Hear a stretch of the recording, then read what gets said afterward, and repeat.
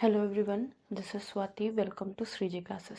तो जैसा कि हम लोगों ने एपरेंट डेप्थ कर ली थी रिफ्रैक्शन की, तो रिफ्रैक्शन की वजह से हो रही थी एपरेंट डेप्थ में जो चेंज हो रही थी, मतलब कोई ऑब्जेक्ट अगर बकेट के अंदर रखा है या वाटर के अंदर रखा है तो वाटर से हम बाहर देखेंगे तो उसकी हाइट में क्या चेंजेस दिखाई देंगे, और अगर हम एयर से वाटर के अंदर देखेंगे तो हाइट में क्या चेंजेस दिखेंगे। तो ये हम लोगों ने कर लिया था।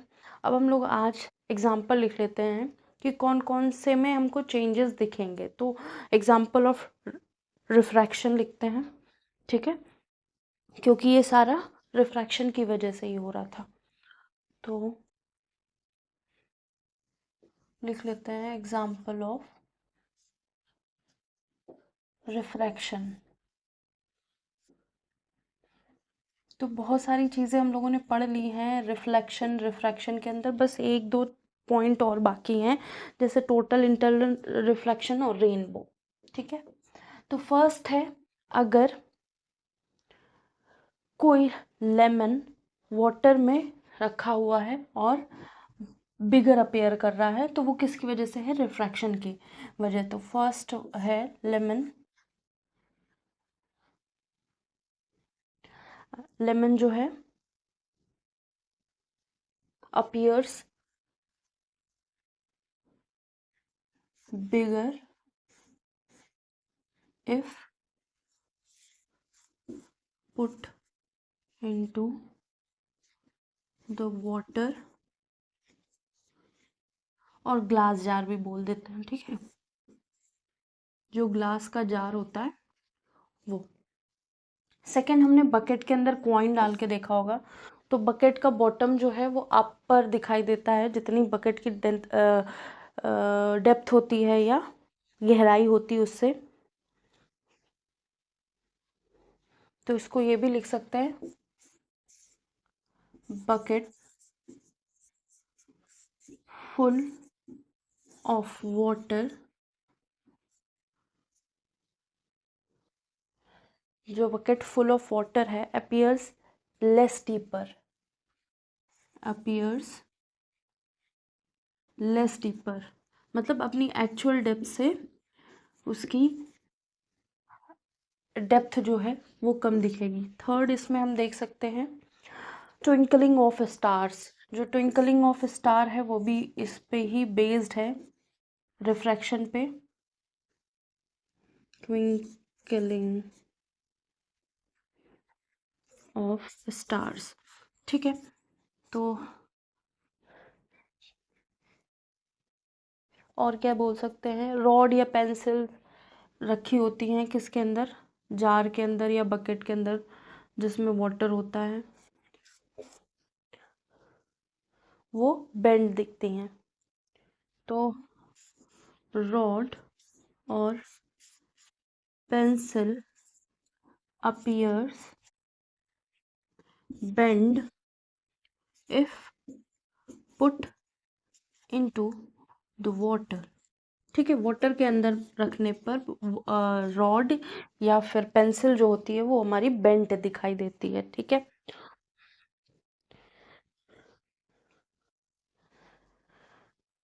जो अर्ली सनसेट या अर्ली सनराइज होता है वो भी इस पे ही दिखाई देता है, कि मतलब सूरज के उगने से एक दो मिनट पहले हमको अपीयर होने लगता है कि हाँ सूरज उगने वाला है, और सूरज के ढलने के 2 मिनट बाद तक हमको दिखता रहता है। तो 2 मिनट पहले 2 मिनट बाद तक हमको दिखता रहता है। सनसेट और सनराइज भी है, वो भी क्या किसकी वजह से है? रिफ्रैक्शन की वजह से। सनसेट एंड सनराइज, ठीक है। तो उस इसमें क्या लिख सकते हैं? अर्ली इन सनसेट और डिले इन सनराइज, ठीक है। तो 2 मिनट पहले हमको दिखाई देने लगता है सनराइज से पहले, और सनसेट के 2 मिनट बाद तक दिखाई देता है कौन? सन। सन appears 2 minutes earlier in morning and 2 minute delay and 2 minutes after the sunset या delay in sunset 2 minutes after the sunset sunset के 2 मिनट बाद तक हमको क्या दिखता रहता है सन दिखता रहता है ये हो गया रिफ्रैक्शन की बात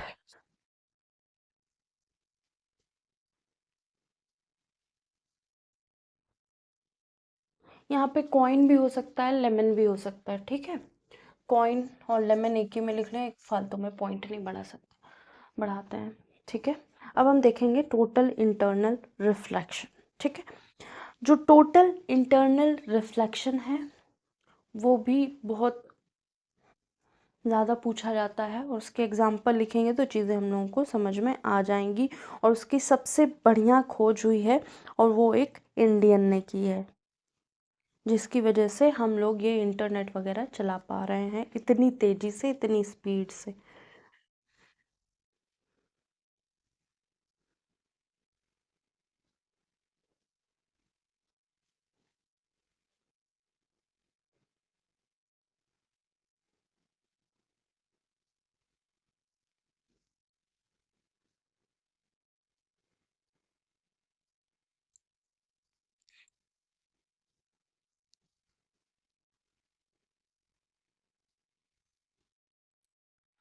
होप सो लिख गया होगा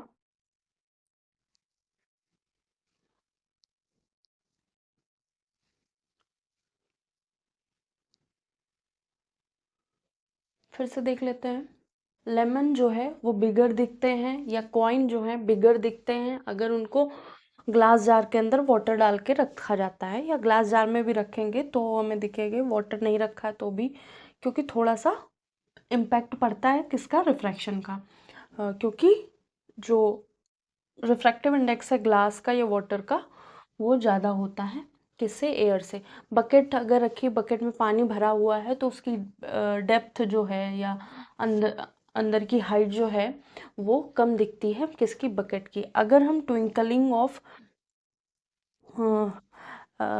स्टार्स की बात करें तो ट्विंकलिंग ऑफ स्टार क्या है ये भी एक क्या है एग्जाम्पल है रिफ्रैक्शन का मतलब ये स्टार यहाँ है और बहुत सारे एटमॉस्फेरिक क्या हैं लेयर्स हैं और हम लोग यहाँ खड़े हैं तो ये क्या करेगा ऐसे आएगा फिर बेंड होगा फिर ऐसे आएगा फिर बेंड होगा ऐसे आएगा बेंड होगा ऐसे बेंड ऐसे तो हम लोगों को यहाँ दिखेगा ठीक है एक्चुअल में यहाँ है ठीक है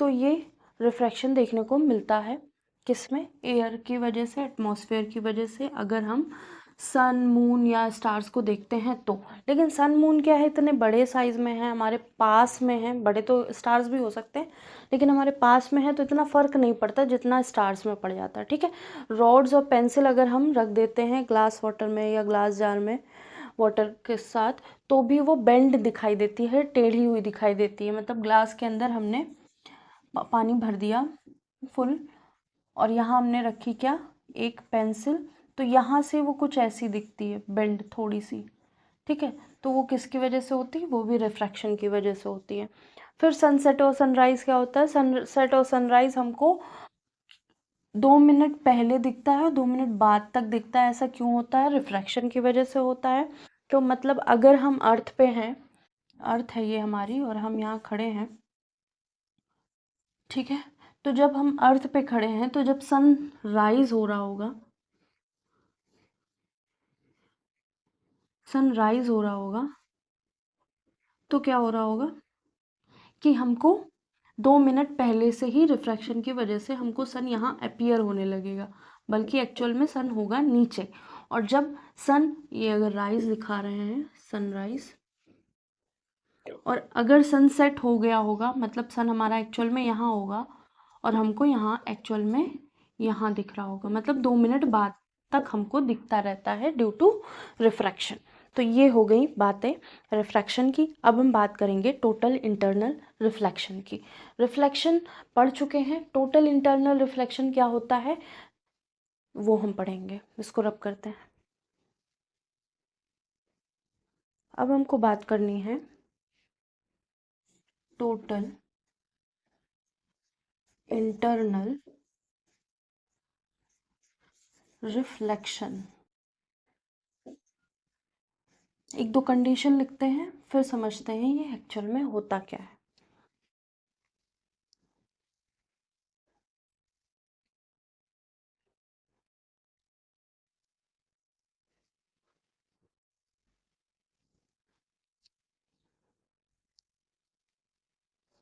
तो total internal reflection possible, total internal reflection is possible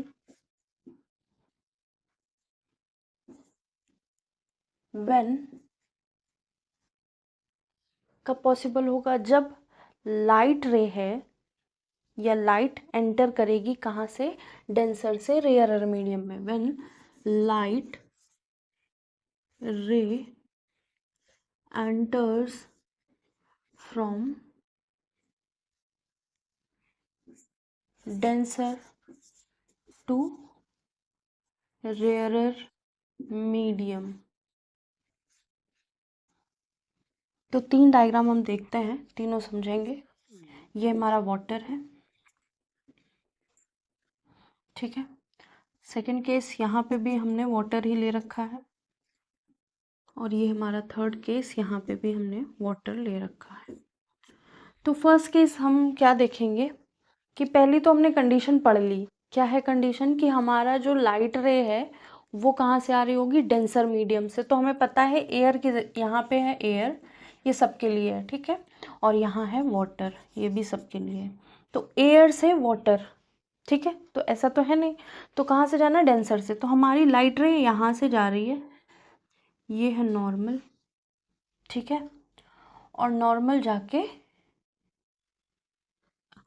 denser से जा रही है, मतलब अगर रेयरर से जाती तो टुवर्ड्स द नॉर्मल होती, यहाँ से तो अवे फ्रॉम द नॉर्मल। तो ये ऐसे चली गई, ठीक है। फिर यहाँ से अगर सेकंड कंडीशन, ये क्या है, ये है रिफ्रैक्शन, ठीक है, देख लिया। अब हम बात करेंगे टोटल इंटरनल रिफ्लेक्शन, है ना। इंटरनल मतलब डेंसर मीडियम है उसी के अंदर ही रिफ्लेक्शन हो रहा है, ठीक है। तो रिफ्लेक्शन भी हो रहा है, डेंसर मीडियम में हो रहा है, ठीक है।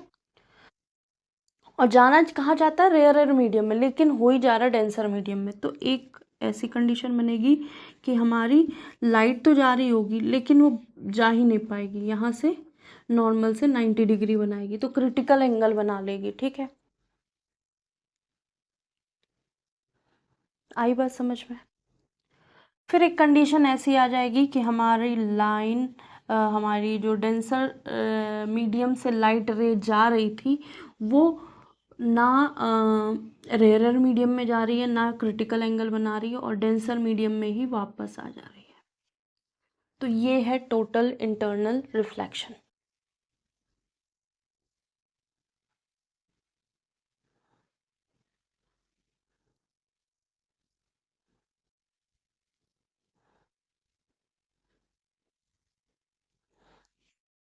ठीक है, आई बात समझ में।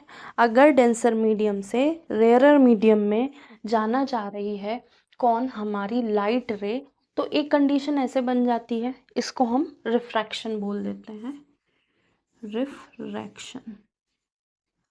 ये क्या है, डेंसर। और यहाँ पे क्या बनेगा, क्रिटिकल एंगल फॉर्मेशन होगा, क्रिटिकल एंगल फॉर्म। तो यहाँ पे जो रिफ्लेक्टेड एंगल है, angle R is equal to 90 degree हो जाएगा, ठीक है। आई कुछ भी हो सकता है, आई कुछ भी हो सकता है, लेकिन हमारा आर जो है वो 90 डिग्री हो जाएगा।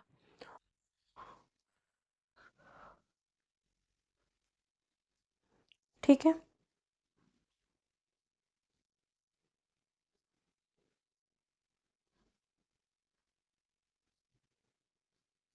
जब रिफ्लेक्टेड एंगल 90 डिग्री हो जाएगा, तो इंसिडेंट एंगल को क्या कहेंगे, क्रिटिकल एंगल कहेंगे। ठीक है, तो इसको लिख लेते हैं, यहाँ लिख लेते हैं।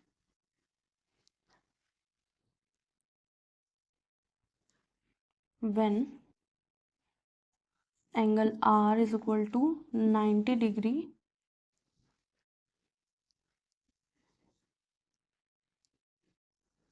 देन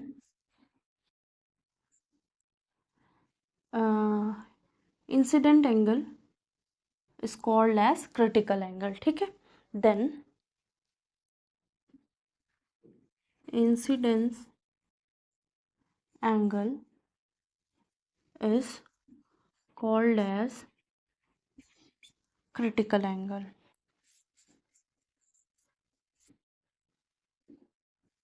ये हो गई हमारी बात।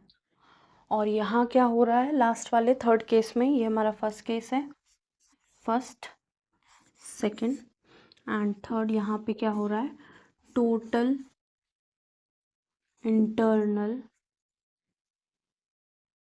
रिफ्लेक्शन हो रहा है, मतलब डेंसर मीडियम में ही रिफ्लेक्शन हो रहा है। रेयरर मीडियम में हो रहा था रिफ्लेक्शन, तो उसको रिफ्लेक्शन बोल रहे थे हम। प्लेन मिरर की बात कर रहे थे, और भी बहुत सारी बातें कर ली थी, लेकिन हम लोग अभी टोटल इंटरनल रिफ्लेक्शन बोल रहे हैं। तो एंगल ऑफ इंसिडेंस जब ज़्यादा होगा क्रिटिकल एंगल से, तब टोटल इंटरनल रिफ्लेक्शन बनेगा। ठीक है, तो सेकंड कंडीशन यहाँ लिख लेंगे, जगह है, हाँ लिख लेते हैं सेकंड। ये हमारा फर्स्ट पॉइंट है, सेकंड हम लिख लेते हैं, when angle I is more than critical angle,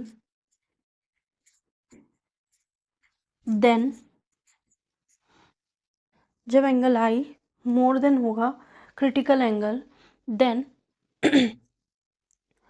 angle of then total internal reflection is formed,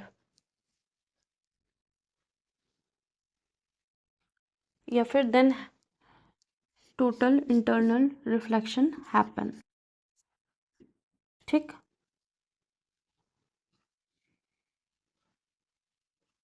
takes place, ये सही रहेगा। ठीक है, तो ये हो गई तीन कंडीशन। तीनों कंडीशन में हमने समझ लिया रिफ्लेक्शन क्या हो रहा है, रिफ्रैक्शन क्या हो रहा है, क्रिटिकल एंगल कौन बना रहा है, और टोटल इंटरनल रिफ्लेक्शन कैसे हो रहा है। ठीक है, तो थर्ड कंडीशन वाला पढ़ना था, इसलिए मैंने तीनों बता दिए, तो आपको समझ में आ गए होंगे।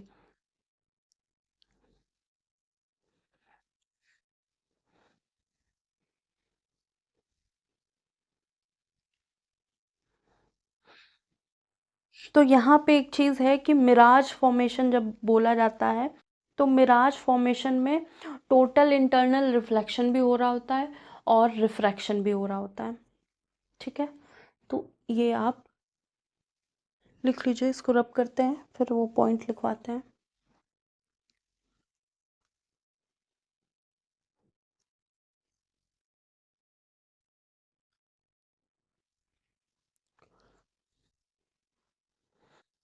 तो हॉट एयर क्या होगी, रेयरर मीडियम, कोल्ड एयर हमारी डेंसर मीडियम होगी, तो एयर में भी फ़र्क होता है।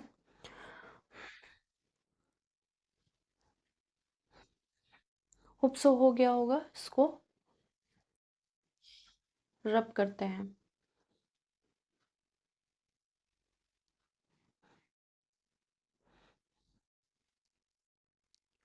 तो इनका कहने का मतलब है कि अगर ये 90 डिग्री बना रहा है, तो यहाँ पे जो ये वाला एंगल है ना, ये मतलब ऐसा होना चाहिए कि टोटल इंटरनल क्रिटिकल एंगल नहीं बना रहा हो। क्रिटिकल अगर मतलब जिस पॉइंट पे हम जा रहे हैं, ये लाइट रे डाल रहे हैं, तो यहाँ पे 90 डिग्री बन रहा है, तो इस एंगल को बढ़ा देंगे, इस एंगल को क्या करेंगे, यहाँ कर देंगे, तो ये ऑटोमेटिकली इधर आ जाएगा। ठीक है, तो ये चीज़ आई थिंक समझ में आ गई होगी। कुछ नहीं समझ में आएगा तो आप कमेंट कर सकते हैं, हम उसको फिर से समझाने की कोशिश करेंगे।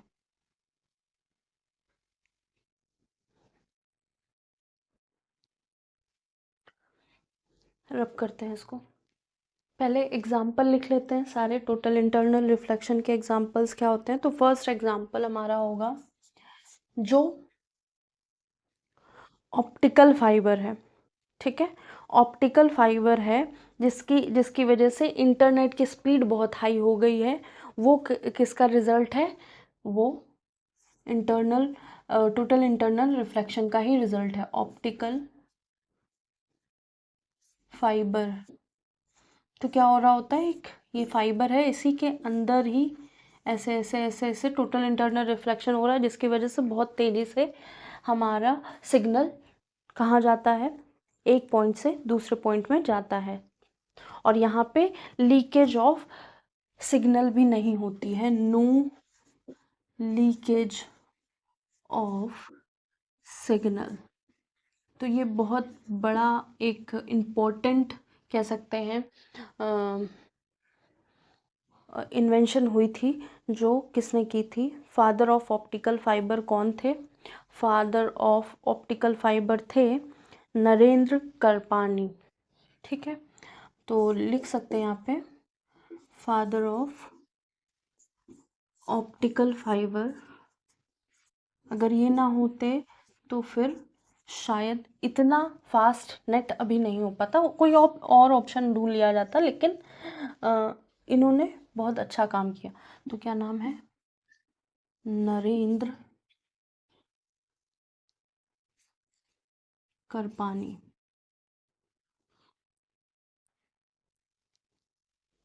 ठीक है।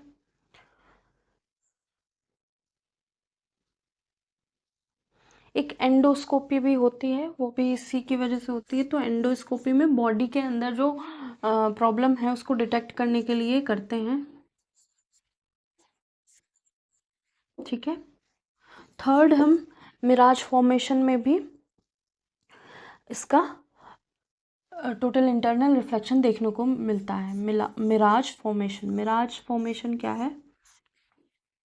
मतलब डेजर्ट में हमको रेतीली जगह पे दिन में सन की प्रेजेंस में हमको लगता है कि वहाँ पानी है या झील है या बहुत पानी का बड़ा स्रोत है, अगर हम दूर कहीं रेत में देखते हैं। लेकिन एक्चुअल में जब पास पहुँचते हैं तो वहाँ नहीं होता, फिर ऐसा लगता है अरे और दूर है। तो ये जो मिराज विडंबना की स्थिति पैदा होती है, वो सन और रेत में टोटल इंटरनल रिफ्लेक्शन की वजह से होती है। सन लाइट आती है और जो रेत होती है उससे बनती है, ठीक है। तो हमको लगता है कि वो पानी की तरह है, लेकिन वो पानी नहीं होता है। फोर्थ है इसका शाइनिंग ऑफ डायमंड। डायमंड की खुद शाइन नहीं होती है, लेकिन जैसे लाइट रे उसके ऊपर पड़ती है वो इंटरनली रिफ्लेक्शन करने लगती है। अगर डायमंड ऐसा है तो अगर इसमें एक बार लाइट पड़ गई तो उसके बाद वो अंदर ही अंदर ही अंदर अंदर अंदर अंदर इंटरनल रिफ्लेक्शन करती रहती है, जिसकी वजह से हमको वो चमकता हुआ दिखाई देता है। कौन? डायमंड। तो शाइनिंग ऑफ डायमंड भी टोटल इंटरनल रिफ्लेक्शन का एग्जाम्पल है। डायमंड मतलब हीरा।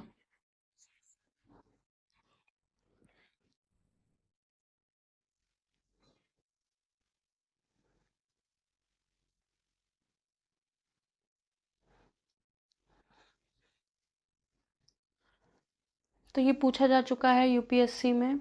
ये किसके लिए? इसमें भी ऑप्टिकल फाइबर ही यूज़ होता है, इसमें डिटेक्ट करने के लिए कि बॉडी में प्रॉब्लम क्या है, वो यूज़ किया जाता है। तो आप ध्यान रखेंगे, ठीक है।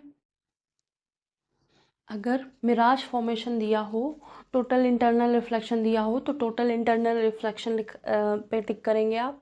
अगर total internal reflection plus refraction दिया हो, ठीक है, तो आप बोथ पे टिक करेंगे, ठीक है। तो ये ध्यान रखने वाली बात है, आप चाहें तो लिख सकते हैं।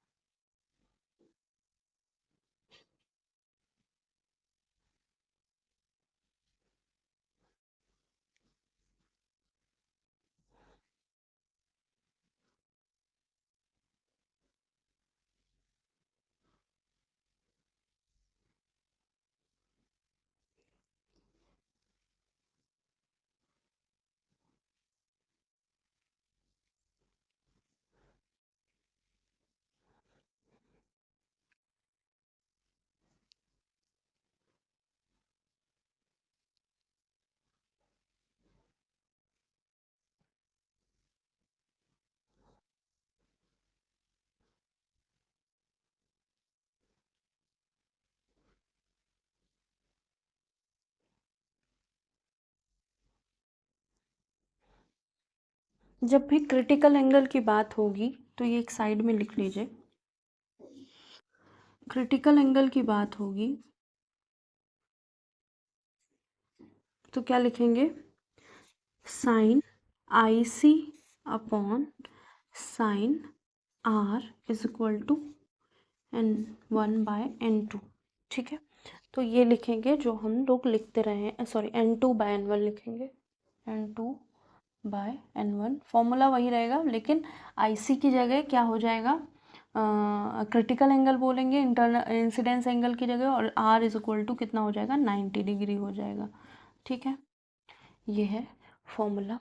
तो इसको आप ध्यान रखेंगे, कभी कभी न्यूमेरिकल पूछ देते हैं कि क्रिटिकल एंगल बना रहा है, ठीक है, डेंसर और रेयर मीडियम में, और क्रिटिकल एंगल फाइंड आउट करने को कह देंगे, और आपको किसकी, म्यू की वैल्यू दे देंगे, इसको म्यू भी बोलते हैं ना, तो म्यू की वैल्यू या एन की वैल्यू दे दी जाएगी, या फिर आपको दोनों मीडियम की वैल्यू दे दी जाएगी, और आपको एंगल और क्रिटिकल एंगल फाइंड आउट करना होगा। ठीक है, आर की वैल्यू क्या होगी, 90 डिग्री।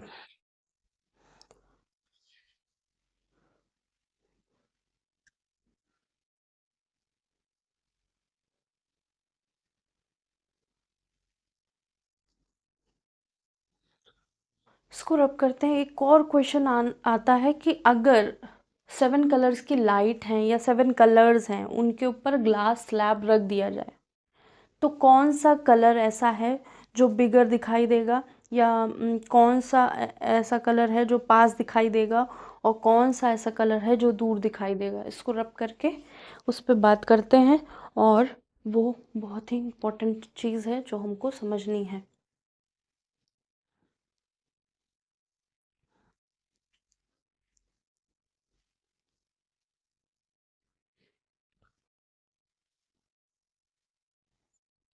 क्वेश्चन है, when we put glass slab on 7 colors,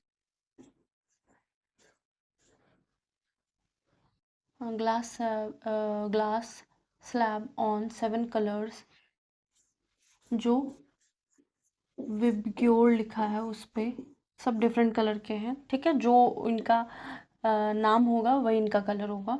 तो when we put glass slab on 7 colours, which colour appears towards us, या फिर which colour appear upward and which color appear downward। ठीक है, हमने क्या किया, हमने एक ग्लास स्लैब लिया, हमने लिख दिया विबग्योर, और ये एक ग्लास स्लैब इसके ऊपर रख लिया। ठीक है, जब ग्लास स्लैब इसके ऊपर रखा, तो ये तो वायलेट कलर था, ये Indigo, blue, green, yellow, orange, red, तो कौन सा कलर ऐसा है जिसका जो कलर अपवर्ड दिखेगा, मतलब थोड़ा सा बिगर दिखाई देगा। ठीक है, और कौन सा कलर ऐसा है जो रिस्पेक्ट टू बाकी छोटा दिखाई देगा। ठीक है, तो कलर, ऐसे कलर लाइट दिखाने से अच्छा है ये हम कलर के नेम लिख देते हैं। ठीक है, तो वो जब हम पुट करेंगे ग्लास के ऊपर, तो कौन सा है जो बिगर दिखाई देगा और कौन सा छोटा दिखाई देगा, सोचिए इसके बारे में। इसको वेवलेंथ से रिलेट करेंगे, और किससे रिलेट करेंगे, डेप्थ से, एपरेंट डेप्थ, और इसको रिफ्रैक्टिव इंडेक्स से। ठीक है, तो वायलेट कलर कैसा दिखेगा, वायलेट का लेमडा कैसा है, इसका लेमडा कम होगा। ठीक है, इसका लेमडा ज़्यादा होगा, या वेवलेंथ ज़्यादा होगी, इसकी वेवलेंथ कम होगी, इसकी वेवलेंथ ज़्यादा होगी, और जिसकी वेवलेंथ कम होगी उसका रिफ्रैक्टिव इंडेक्स क्या हो जा ज़्यादा होगा, इसका रिफ्रैक्टिव इंडेक्स ज़्यादा होगा। ठीक है, लिखवा देंगे, अभी आप समझिए, सिंबल में लिख लेते हैं, फिर हम उसको समझेंगे। ठीक है, तो अगर इसकी लैम्डा ज़्यादा है तो इसका रिफ्रैक्टिव इंडेक्स कम होगा, वेवलेंथ ज़्यादा है तो रिफ्रैक्टिव इंडेक्स कम होगा, वेवलेंथ ज़्यादा है तो रिफ्रैक्टिव इंडेक्स कम होगा, रिफ्रैक्टिव इंडेक्स कम होगा तो एपरेंट डेप्थ जो होगी वो ज़्यादा हो जाएगी। मतलब जो ग्लास के अंदर चीज़ रखी है उसकी डेप्थ हमको ज़्यादा दिखेगी, क्योंकि डी जो अपरेंट डेप्थ है वो inversely proportional to refractive index होती है, एन या म्यू लिख देते हैं। तो यहाँ क्या होगा, तो यहाँ डी डैश कम होगा, मतलब जिसकी लेमडा कम होगी उसकी म्यू भी म्यू ज़्यादा होगी, सॉरी म्यू कह रहे हैं, म्यू बोल सकते हैं, या रिफ्रैक्टिव इंडेक्स ज़्यादा होगी। रिफ्रैक्टिव इंडेक्स ज़्यादा है तो डी डैश कम होगी। ये किस, तो हमारा जो पैटर्न है कलर्स का वो कैसा दिखेगा, वी हमारा ऐसा दिखेगा, आई हमारा उससे थोड़ा छोटा दिखेगा, बी हमारा उससे थोड़ा छोटा दिखेगा, जी हमारा उससे थोड़ा छोटा दिखेगा, वाई उससे छोटा, ओ उससे छोटा, जी सबसे छोटा, आर सबसे छोटा। तो ये कुछ विबग्योर ऐसा दिखेगा। ठीक है, ऐसा लगेगा कि ये अपवर्ड है ये डाउनवर्ड है, लेकिन ये एक्चुअल शेप का ही रहेगा, या उससे कुछ कम, थोड़ा सा शेप छोटा हो जाएगा रेड वाले का। ठीक है, तो ये है हमारा इस क्वेश्चन का आंसर, और इसको हम लोग लैंग्वेज फॉर्म में लिख लेते हैं। समझ में आया ये क्वेश्चन?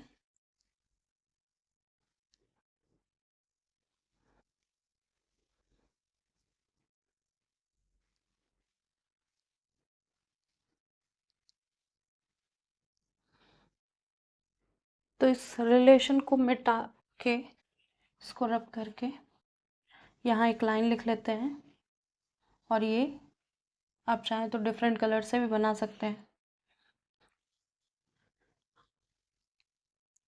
तो लिखेंगे when we put a glass slab, when we put a glass slab on 7 different colors letter, on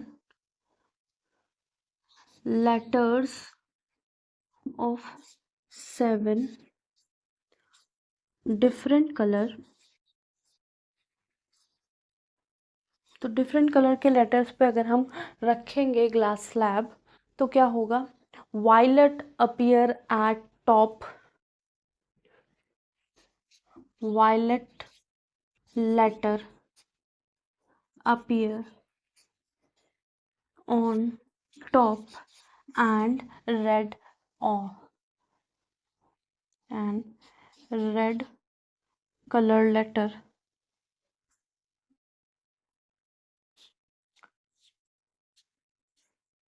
appears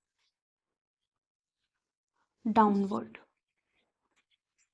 ठीक है, रेड कलर का जो लेटर है वो डाउनवर्ड होगा, यहाँ वायलेट कलर लेटर लिख सकते हैं आप,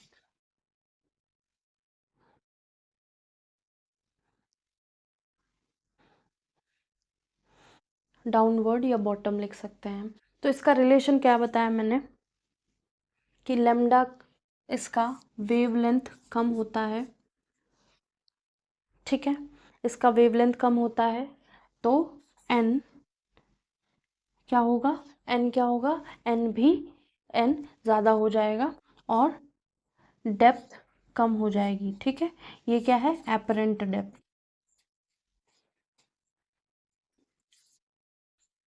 ठीक है, डी डैश से शो कर देते हैं। जो आर होगा उसकी लेमडा ज़्यादा होगी, एन क्या हो जाएगा, नहीं कुछ गलत लिखा क्या,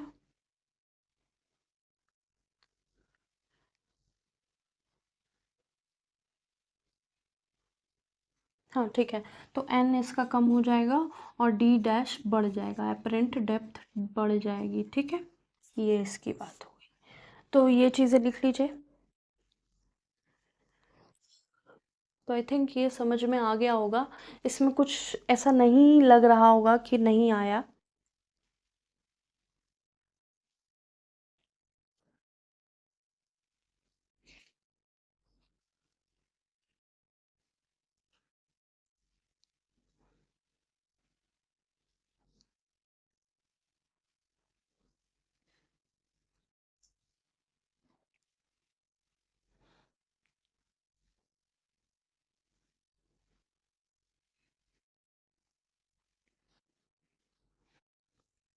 होप सो हो गया, इसको रब करते हैं।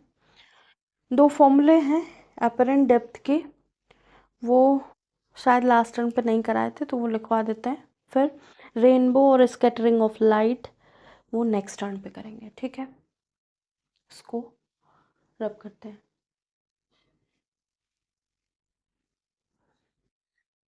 तो एक टर्म यूज करते हैं एपरेंट डेप्थ,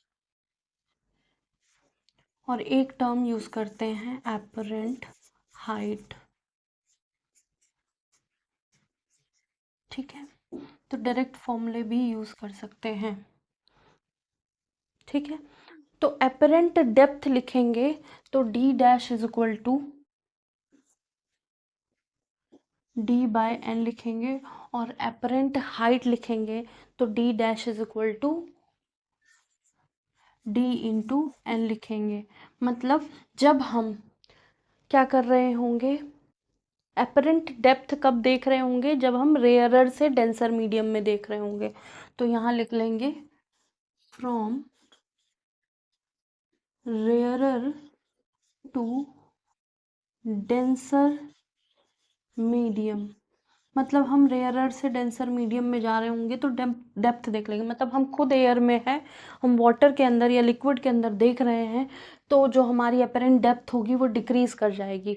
लेकिन अगर अपेरेंट हाइट की बात करेंगे तो हम खुद डेंसर मीडियम में होंगे या हम खुद पानी के अंदर होंगे, हम पानी के बाहर देख रहे होंगे तो हमको डिस्टेंस बढ़ी हुई दिखाई जाएगी, दिख रही होगी, और उसमें हम जो रिफ्रैक्टिव इंडेक्स है उसका मल्टीप्लाई कर देंगे। तो इसको लिख देंगे from denser to rarer medium,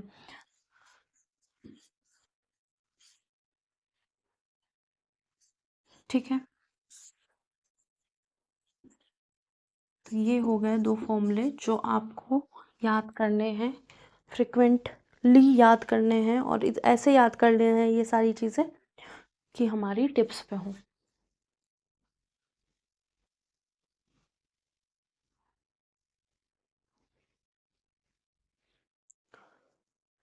apparent depth देखेंगे तो हम क्या कर रहे होंगे, हम खुद एयर में होंगे, हमारी आंखें एयर में होंगी, ठीक है। और हम देख कहाँ रहे होंगे, पानी के अंदर, ठीक है। यहाँ देख रहे होंगे किसको, मछली को। और अगर हमने, हमारी आंखें पानी के अंदर हैं या हम खुद पानी के अंदर हैं, हमारी आंखें तो नहीं जाएंगी, हम ही जाएंगे तभी जाएंगी। तो क्या है, तो हम बाहर किसको देख रहे हैं, बर्ड को या किसी चीज़ को देख रहे हैं, तो वो उसकी हाइट बढ़ी हुई दिखाई देगी विथ रिस्पेक्ट टू जब हम बाहर से अंदर देखेंगे उसकी बात, ठीक है। तो ये हो गई आज की क्लास।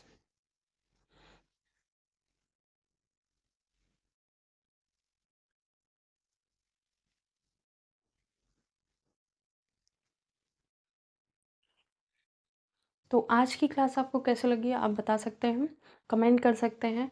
और जो चीज़ें न्यू पढ़नी हो उसके लिए भी कमेंट कर सकते हैं, हैंड रिटन नोट चाहिए उसके लिए भी कमेंट कर सकते हैं। लाइक एंड सब्सक्राइब ज़रूर कीजिएगा।